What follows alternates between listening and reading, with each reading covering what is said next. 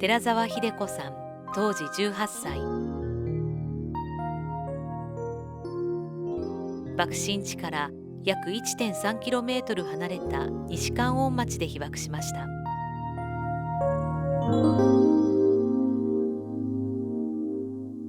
空襲警報もね外れちゃったんです。ほいじゃけども教員は出にゃならんので、私も家を離れてお母さんと行ってくるねって出た。神谷町から東海地通って小網町を通って天満町へと向けて行きました。ほいでもう日はキラキラと輝いてものすごい暑い日だったんです。ほいじゃけど学校へ着いて一応町会いうのがあって教員が全員集まってまだ8時15分にはならんのですよ。ほいじゃから集まってみんながそれぞれの部署へ分解していく。私もそれからそこを歩いて西関野へ向かって行ったんです。ほいでもう子供は警報発令中なのでまだ来ない。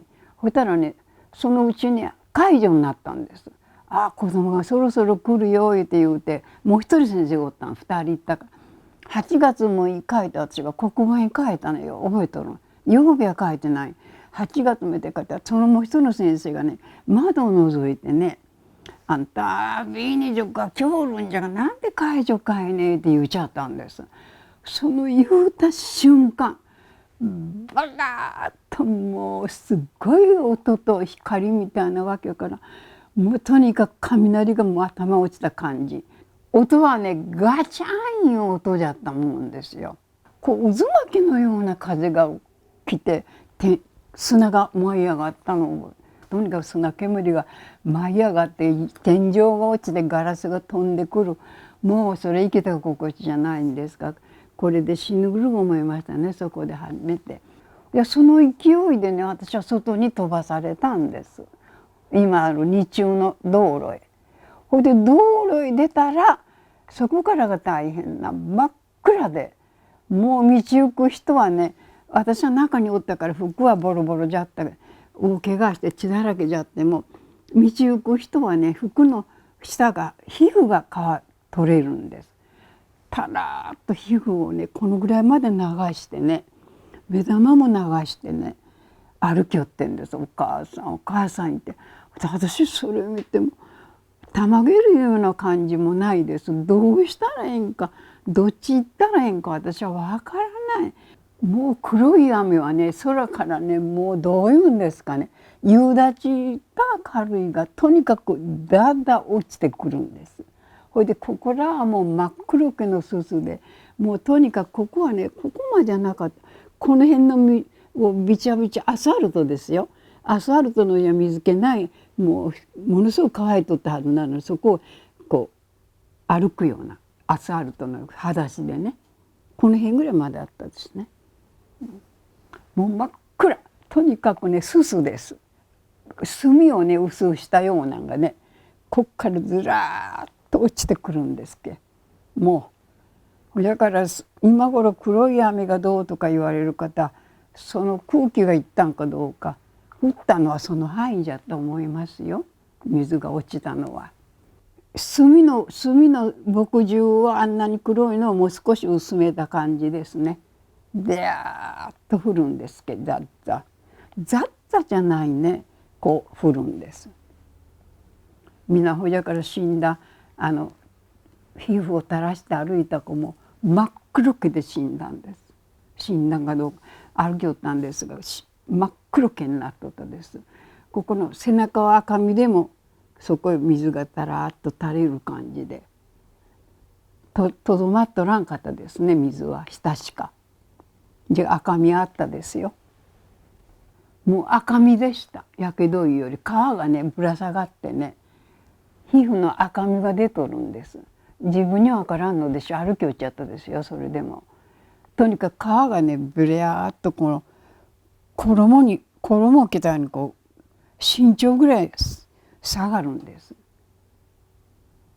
それまだ若かったもんね、あの人。お母さん水ちょうだい言っちゃったですけどね。まあねお母さん言うのと、それから水ちょうだいや言うのと、どうしようかいうのしかないですね。私は耳が聞こえたですよ、わいなな。私自身がどうしようか思うたから、みんなうおうおしとるだけで、そういううちにバタッとこう倒れて、もう動けんようになる人もおってし、ちょっとよそこらが、私はまあ自分自身が大怪我したです。これ13ぐらいここが今こう怪我の跡があって手がぶら下がったぐらいこう怪我になったんです。それで足が今もここにある骨が出るぐらい見えて、もうすごい怪我じゃったです。ここが一番ひどかったですね。今こう傷がありますでしょ。これとここらの方にもいっぱいあるんです。右側を主にやられとったと思いますね。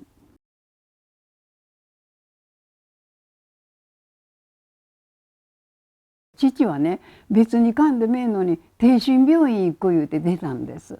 電車の中へ、後から聞くと電車の中で全部人が死んだ言いました。運転手さんが真っ黒になって切符を切るこれがぶら下がって、この金具だけがね残ってから倒れとっちゃったんごろ、こういうなんごろ全部死んだよ。父はここ大やけどしたけど助かったんです。もうね、ここやけど電車の中でこうなんかすぐ吐いたようりましてね、開いたところがここがやけどして、背中がまっすぐにやけどして、ここ来た時はこうガーゼが詰めてありましたね。そのガーゼをこう抜いたらもう骨が見えたです。それでそこへこうウジ虫が与えて、自分だけじゃない言うたですよ。宇治名のちょっと休業所みたいな方とかみんなウジ虫が湧いたいて、それをこう兵隊さんが取っちゃって、わしも取ってもろうってだいぶ影響を持って帰ったいって言うておりました。もう死んだ思うとりました。今からほいじゃが助かった言うて大怪我してその家来ました。嬉しかったですね。でもね、やっぱり女ですかね、母が会いたかったですね、父よりも。父はかわいそうな思うてから思うたけどね、会いたいな母じゃったですね。姉もそのままで死んどるんです。家でわからんのです。もう何にもね、母のものも何にも違う。姉のはね、友達がおっちゃったからね、写真をくれちゃったですよ。ほいだからその写真の半分であっこに祀っておりますけどね、伸ばしてから姉のは写真だけ。母はもう近所の人の骨があるからね、どの骨かわからんけどいっぱい骨があって、眼鏡かけとったから眼鏡をね府中持ってて死亡届を出したいって兄が言いましたね。頭がね、ほじゃから学校で体育しても帽子がかぶられんのです。頭がこう圧迫感があって、今もそうですけどね、帽子はもうかぶられんし、パーマなんかこう引っ張るからかけることができない、今でも後遺症でね。ほいで結局その学校でおる間にも結核予防会いうのが自動車で月に1回検診に来るんですがね、引っかかって肺がちょっと悪いって言われよったけど、元気があったしで平気でおって肺腺語るぐらいで済んどったんですがね、やっぱりやめてから肺がんになった言うてここ今切っております。ここからこの間をね吉島で切りました。